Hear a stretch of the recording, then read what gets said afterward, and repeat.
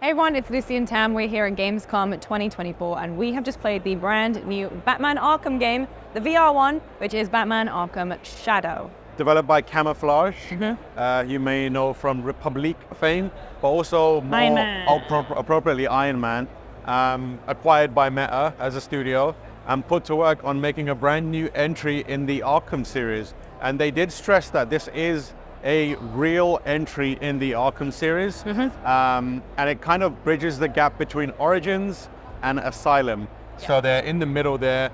He's still young, but has a little bit of experience, and they are now up against a brand new villain created for the game called the Rat King. El Rata. It was an interesting experience. First thing first, we're both terribly motion sick. We did get hit with the motion sickness. Yeah. And the reason that bums me out is because the game that we played was so cool and so much fun. They've really figured out how to translate the essentials of the Arkham experience to VR. Yeah. Because there are some, obviously, the cool parts of Batman, particularly the Arkham games themselves, things like exploration, combat, you really want to nail. One thing that I absolutely adored was combat. I play a lot of Beat Saber. And so I'm not saying that big squares come at you. I'm absolutely not saying that at all.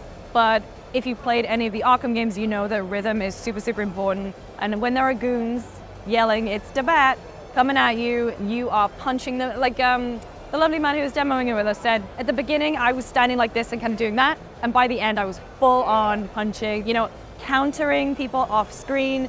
You can swish the cape, you can throw batarangs.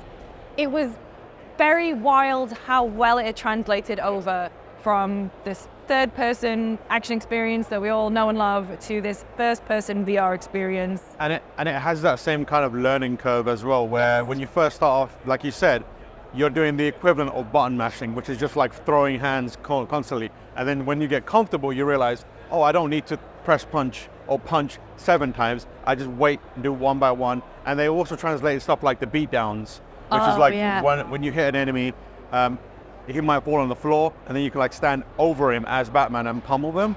And they do have the glide as well. So when you're initiating combat in the Arkham games, Batman kind of like slides over a little bit to be a bit generous.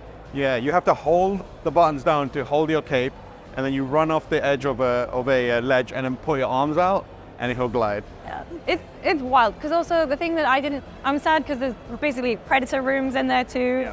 A lot of stealth. I didn't get up to that part, but the one thing that I am very interested to see more of is investigation. Detective mode is there, you play a part, and also like there was a point where I ripped a vent off the wall and crawled through it, and I was like, oh yeah, man, I just feel like I'm Batman. But investigations, they were saying that they took a lot of inspiration from Arkham Origins.